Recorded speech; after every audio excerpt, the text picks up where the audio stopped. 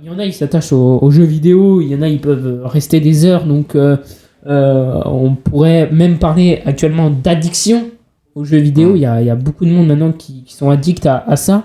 Malheureusement, il y en a, à cause de ça, malheureusement, ne voient plus leur famille ou sont plus du tout sociables avec les gens. Donc, ils vont peut-être être plus aigris, vont s'énerver plus vite, vont moins voir du public. Parce qu'ils vont rester dans leur chambre enfermés, à jouer aux jeux vidéo toute la soirée ou même toute la journée. Bah c'est logique, ça reste dangereux, oui, de rester tout le temps sur un écran. Oui, Même que ce soit pour la santé oculaire. Rester tout le temps devant un écran qui fait de la lumière bleue, on a eu suffisamment entendu aux infos, dans les journaux, etc. La lumière bleue, c'est pas bon pour les yeux. Ça peut amener à développer plus tôt des maladies telles que la cataracte ou autre. Après, quand tu parles de lumière bleue, il y a pas mal de personnes qui travaillent sur les ordinateurs pendant des heures, qui vont être attaqués par la lumière bleue.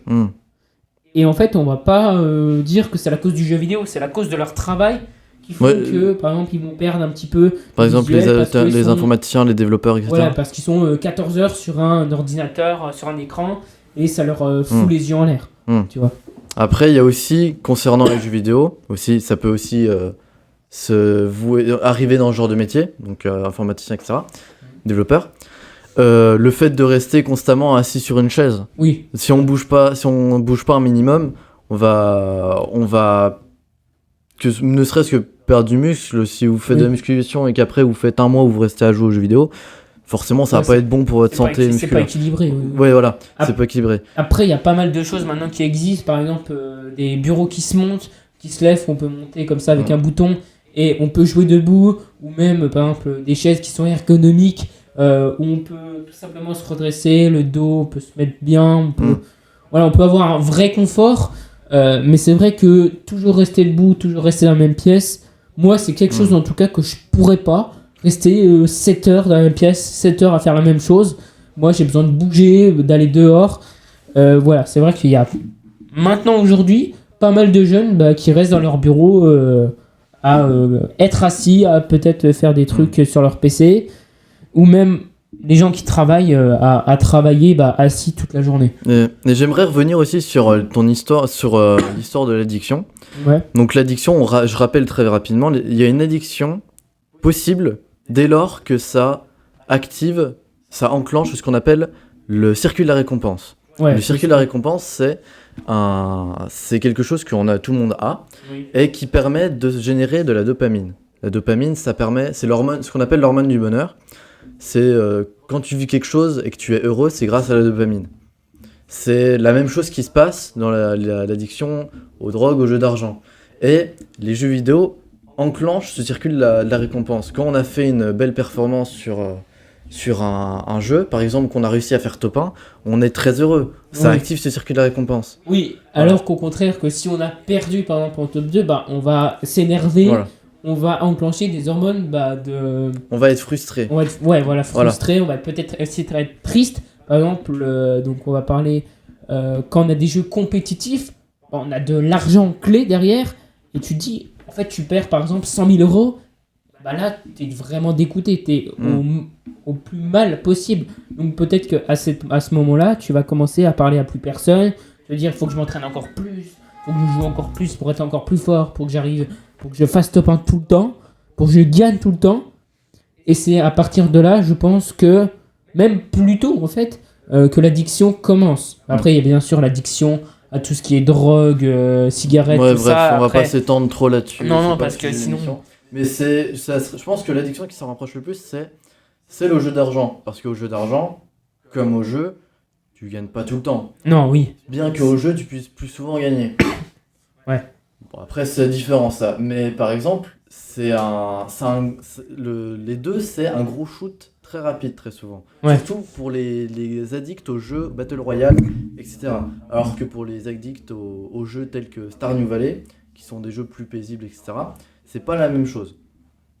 Je parle surtout pour les Battle Royale. C'est un gros shoot direct. Et du coup, c'est moins de l'addiction sur ce shoot que sur l'attente, que sur l'espoir de l'avoir, que sur... Voilà. Par exemple, t'as les addicts aux drogues, ils vont avoir envie d'en prendre ils vont commencer à avoir ce shoot de dopamine, même sans voir leur drogue en question. Mais par exemple, en voyant seulement une paille ou simplement un bouchon, un stylo qu'ils peuvent utiliser pour consommer celle-ci. Ouais, Voilà. je vois ce que tu veux dire, ouais, C'est des images qui sont raccrochées Oui, ok. à ça, Cette envie à ce bonheur. À ce bonheur d'atteindre, Voilà. de faire, voilà, ok, de voir par exemple un téléphone, de se dire, bah en fait, ah là je peux jouer, je peux essayer encore de m'entraîner sur ça, vas-y je le fais, tout ça. Ouais, voilà, je comprends sur quoi tu veux parler. Après, voilà, quand on va parler, quand on parle des addictions, les addictions, ça amène des dangers, surtout sur le jeu vidéo, donc comme j'en ai parlé tout à l'heure, de tout ce qui va être donc rester seul, ne plus voir de famille, ne plus voir personne du tout, rester enfermé, commencer à être insociable. C'est là où le jeu vidéo peut commencer à être dangereux. Pour moi, c'est là où à partir à plus de 20 heures de jeu sans voir personne, bah là, pour moi, ça commence à devenir dangereux sur le long terme. D'ailleurs, j'aimerais te poser une question. Ouais. Pour toi, parce que c'est une question que je me pose depuis un certain temps, pour toi, à quel âge on devrait permettre à un enfant de jouer ? Si moi j'avais un enfant, pour moi, l'âge où je peux commencer à le faire jouer aux jeux vidéo, que ce soit du Battle Royale ou comme du Fortnite, du League of Legends ou du Apex, je te commencerai plutôt dans les 12-14 ans. C'est là où pour moi ça sera le moins dangereux pour sa santé. À 7-8 ans, aller dehors ou parfois jouer un petit peu aux jeux vidéo, mais jouer à Mario Kart, à des jeux basiques, tu vois, à des jeux qui n'ont pas l'ambiance d'une guerre, parce qu'un enfant qui va jouer à un jeu de guerre, c'est pas... On n'a pas tous le même visuel. Après, il peut aussi jouer à des jeux, mais ça sera plutôt des jeux divertissants pour lui et pour son âge. Tu préférerais voir quoi ? Avoir un enfant qui joue 7 heures par jour à des jeux vidéo ou qui joue 7 heures par jour du violon ? C'est pas pareil. Ouais, ça revient à peu près au même, c'est un divertissement que tu fais pendant une même durée. Alors, c'est vrai que cette question est assez complexe. Ça va être, je pense, différent d'autres personnes. Il y en a peut-être qui vont préférer voir leur enfant jouer 7 heures du violon, même si c'est pas en jouer, c'est horrible de l'entendre jouer, tu vois. Après, avec 7 heures par jour de violon, il va quand même s'améliorer bien, assez vite, Oui. c'est pas mal. Oui, même pareil sur le jeu vidéo, il va s'améliorer au bout d'un moment. On parle de moi, ça fait 4 ans que je joue à Fortnite. Toujours aussi nul. Voilà, toujours nul au jeu. Mais revenons à nos moutons. Moi, je préfère le laisser choisir. Ça veut dire ce qu'il aime. Et si c'est sa passion, il fait ce qu'il veut. Okay. Alors bien sûr, si par exemple sa passion c'est le jeu vidéo et il passe 7 heures assis à rien faire d'autre que à jouer, ça va commencer à m'embêter. Si par exemple il est en train de jouer au violon, il est debout, il commence un petit peu à partir dans une autre pièce ici, par là, je vais peut-être plus accrocher plus facilement à qu'il fasse du violon, qu'il bouge, qu'au lieu de rester derrière son ordinateur, derrière sa console, et à rester assis sans rien faire. Okay. Après, c'est son choix. Voilà, moi, si il veut passer 10 heures aux jeux vidéo, il fait ce qu'il veut. Si c'est sa passion, c'est sa passion. Moi, je peux rien faire d'autre. Mais voilà, comme on parlait tout à l'heure, les parents sont pas trop d'accord parce qu'on n'est pas du tout de la même époque.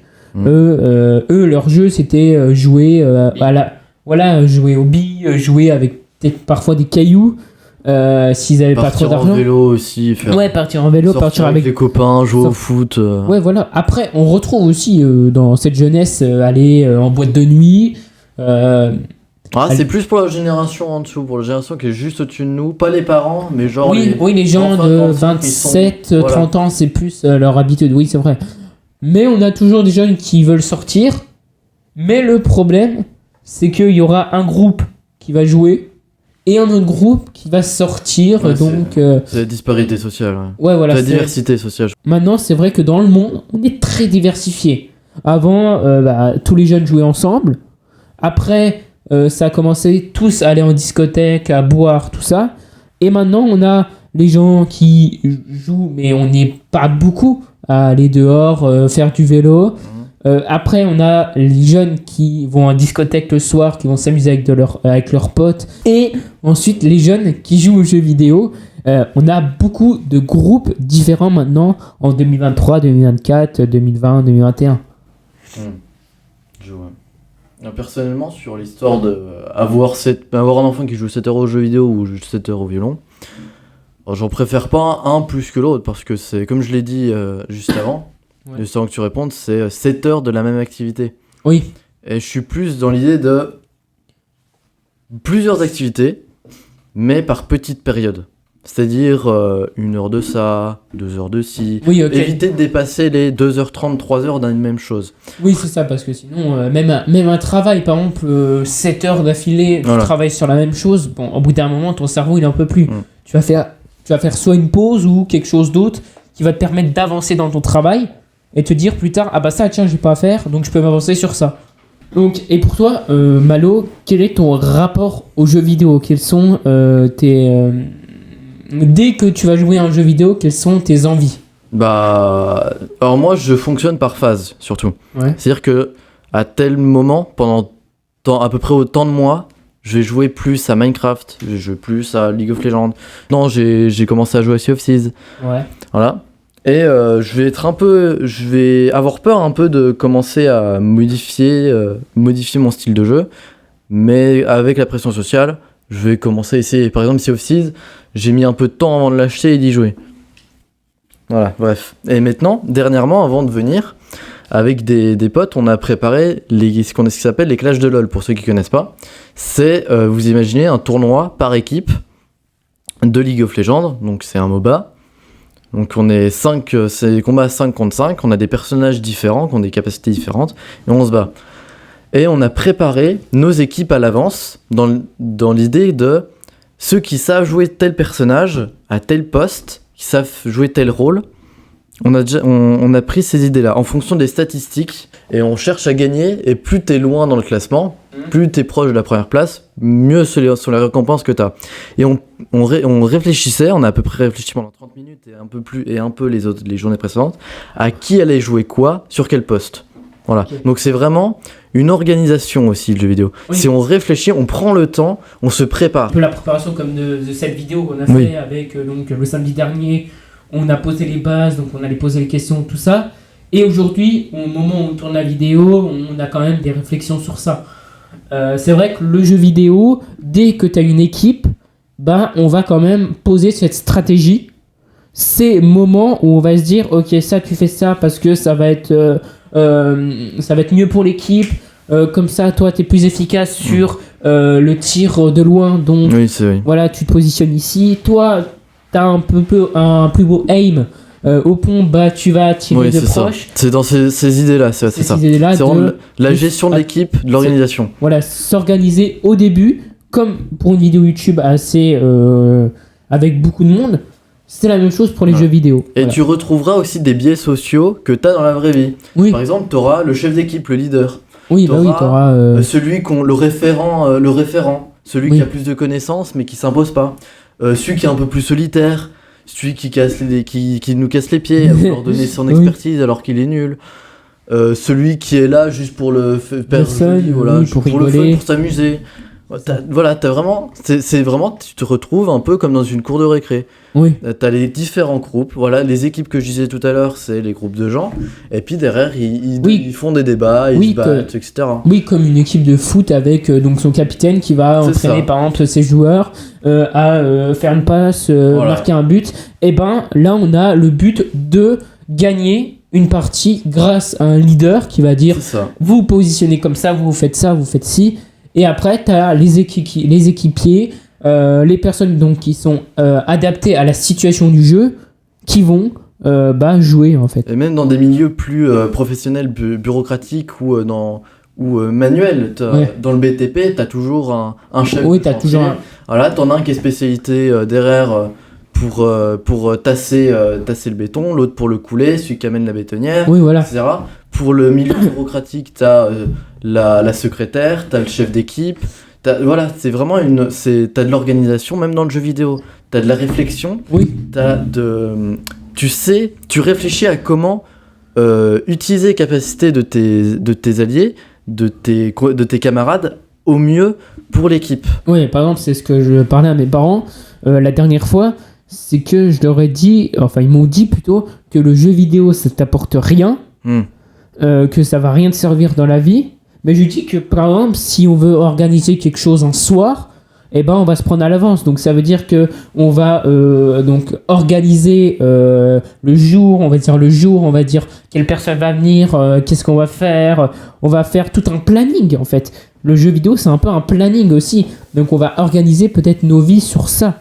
C'est très important de dire ça aussi. Il y a pas mal de facteurs qui, avec le jeu vidéo, en fait, bah, on les retrouve dans la vraie vie. C'est simple. Et aussi le jeu vidéo, grâce au jeu vidéo, je me suis rendu compte d'un truc. Dernièrement, il y a la cinématique qui s'appelle Still Here de League of Legends. Ouais, League of Legends que j'ai regardé avec toi. Voilà, je te l'ai montré. Et moi qui veux faire de la réalisation cinéma, quand je l'ai regardé, je me suis dit, mais c'est ça que je veux faire. C'est pas du film long, c'est ça. Parce qu'en fait, dans cette cinématique, il y a plein de trucs que j'adorais. Ce que je préfère, c'est les petits détails que tu remarques après, en re-regardant. Et c'est les détails que ceux qui sont vraiment intéressés vont voir. C'est pas très long, mais c'est plein, c'est rempli. C'est rempli de petits détails qui font la différence. T'as aucune place qui manque, tout est réfléchi. Oui, bah oui, c'est sûr, c'est... à la base, un gameplay d'un jeu vidéo, bah, c'est réfléchi à l'avance. C'est plusieurs mois de travail juste pour un gameplay. Si on donne un gameplay d'un jeu vidéo qui n'est pas du tout travaillé, avec des plans moches, bah, ça va pas du tout te donner envie de jouer au jeu vidéo. C'est très important aussi, tout ce qui va parler de cinématique, tout ça. C'est ça aussi qui va nous plaire sur le jeu vidéo, ça va être sa construction, le temps que ça a pris aussi, parce qu'un jeu vidéo, je rappelle, c'est pas en 2 secondes qu'on peut le faire. Il y a beaucoup d'équipes qui travaillent derrière, à part si c'est un vidéo assez simple, par exemple je prends le jeu de la pastèque, t'as juste à cliquer, ça descend, ça fait un autre fruit. Bon, il y a de la production derrière, il y a eu peut-être 4-5 mois de travail, mais pas plus qu'un League of Legends ou un Fortnite qui a pris peut-être 2-3 ans de production, et à chaque nouvelle saison, chaque nouveau chapitre, eh ben, on a plein de nouvelles choses, une nouvelle map, de nouveaux personnages, et surtout une nouvelle histoire. C'est vrai qu'on a pas mal de travail derrière, pas mal de personnes, pas mal d'équipes qui travaillent derrière le jeu vidéo. Et pour finir, j'aimerais donner un message, c'est arrêtez de demander que les jeux sortent plus tôt que ce qui sont prévus, de vous plaindre que les dates sont repoussées, parce qu'on a trop d'exemples de jeux qui sont sortis beaucoup trop tôt, genre typiquement Cyberpunk, qui sont sortis trop tôt, plein de bugs, c'était pas bien écrit. Au début, après pour Cyberpunk, je sais pas si c'était bien écrit, j'y ai pas joué, mais bref, je sais qu'il y a eu plein de bugs à la sortie, etc. Ouais, ça j'ai entendu parler. Que c'est pourri. Ouais, voilà, ils se plaignent que ça sort pas assez tôt, et ils se plaignent que c'est pourri à la sortie. En fait, on voit tout des gameplays de, en gros, mais c'est génial, c'est trop bien, on dit je veux que ça sorte rapidement, tout ça, et on voit en fait c'est quoi ce truc pourri. Et les gens vont se dire bon bah j'y vais, je pars, et puis c'est bon, j'arrête de jouer à ça, c'est nul, et ils vont perdre encore de l'audience, et bah au bout d'un moment on va se dire on arrête. On arrête tout en fait, ça sert à rien, on n'a aucun public, on attaque personne, faut qu'on arrête, on a balancé de l'argent pour rien, on a fait des gameplays exceptionnels pour rien. C'est pour ça que attendez GTA 6, s'il sort en 2027, il sortira en 2027 les gars. Laissez le temps aux développeurs de faire leur travail. Rockstar, ils nous ont fait un truc de dingue. Vous croyez que 300 missions ça se fait en une semaine? Non, ce sont 10 ans de développement sur le jeu GTA 6. Il y a bien sûr, alors il y a de nouvelles technologies, tout ça c'est avec l'IA maintenant, mais c'est juste incroyable les choses qu'on peut faire. Je pense qu'on va peut-être un podcast exceptionnel aussi sur l'IA, parce qu'il y a pas mal de choses à dire sur ça. Hein. C'est très vague. On peut pas parler de l'IA en 5 minutes. L'intelligence artificielle, c'est plusieurs choses, plusieurs phases, plusieurs années. Sa création, tout ça, on en parlera peut-être, dites-le nous si vous voulez un épisode spécial pour qu'on parle de l'intelligence artificielle. Mais voilà, en tout cas aujourd'hui, quand on a parlé aujourd'hui avec Malo du jeu vidéo, voilà, on s'est rendu compte que ça peut toucher d'autres générations que nous les jeunes, voilà, comme on a entendu tout à l'heure, c'est quand même 65% des 50-60 ans qui jouent aux jeux vidéo quand même, c'est pas n'importe quoi, c'est plus de la moitié des 50-60 c'est quand même énorme. Puis voilà, aussi on a parlé donc quels sont les impacts du jeu vidéo, qu'est-ce qu'on peut retrouver sur le jeu vidéo. À la fin on a parlé qu'un jeu vidéo c'est pas qu'une production avec une personne, c'est une équipe, c'est une organisation. Pareil, le jeu vidéo c'est un esprit d'équipe, c'est si t'es tout seul. Très bien aussi. Oui, c'est très bien aussi si t'es une personne qui est solo, que t'aimes pas te créer une équipe ou quoi que ce soit, des jeux solo comme des jeux de survie, ça peut t'aller en fait si t'aimes bien être tout seul dans ton coin. Et c'est comme pour tout, faut pas en abuser. Non, voilà, il faut pas abuser, il faut pas commencer à devenir addict comme tout ce qui est addiction à la drogue ou au jeu de grattage. Ça, c'est là où ça peut devenir dangereux. Voilà. Donc, comme on a parlé tout à l'heure. Et c'est là où on peut engendrer des problèmes de santé mentale aussi. Je vais revenir très rapidement sur quand vous sentez que vous êtes énervé sur un jeu, poussez pas le bouchon trop loin. Prenez une pause parce que si vous êtes énervé, si vous relancez une partie, vous allez jouer encore plus mal. Ouais. Faites la différence aussi pour s'il y a des parents qui regardent entre colère et frustration. Colère, c'est une émotion qui dure sur la durée. Oui. C'est par exemple vous retrouvez votre mari qui vous a trompé, vous allez être en colère. Vous allez être en colère contre lui sur plusieurs jours. La frustration, ça dure une dizaine de minutes. Vous allez insulter tout le monde, le jeu, le créateur du jeu, le caillou qui était sur le chemin du joueur, très fort pendant 5 minutes. Puis 10 minutes après, le joueur est content. Oui, alors oui, la frustration, c'est un petit moment. C'est par exemple 5-10 minutes où le joueur, il va se poser les questions. Il va se dire pourquoi j'ai fait ce moment-là, pourquoi ce jour-là il était là. Mais un énervement qui va être très court et très vite. Après le temps de périspétie, Mais qu'est-ce qu'il faut lui ? Tu t'en fous, tu parles. Mais regardez ce qu'il faut lui. Regardez ce qu'il faut. Allez, moi je quitte le tournage. Le gars, il commence à partir. Mais non, je m'étirais les coudes. Commence à partir. Bon, tu peux finir ta vidéo de merde là. C'est pas sympa, j'ai juste étiré comme ça. Bon, voilà, j'espère qu'en tout cas vous avez apprécié ce genre de nouvelles vidéos qui arriveront très prochainement sur ma chaîne. Je finis juste avant là. Je crois que c'est un one shot, on va pas se casser la tête. Voilà. Bon, voilà les gars. Non, rien. Et hop, je te coupe la parole. Bon, au revoir les gars. Allez, merci à Malo d'être venu. Merci à Wissem de m'avoir fait la régie. On peut se dire salut. Voilà. Aïe! Je t'ai même pas touché. Arrête de faire la comédie. Mais voilà, en tout cas, merci d'avoir regardé cette vidéo. J'espère qu'on se retrouvera bien sûr pour un tout nouvel épisode d'un podcast. On se dit à bientôt. N'hésitez surtout pas à liker, commenter, partager et surtout à vous abonner. Ça soutient la chaîne. Et donc, ciao tout le monde. Ciao.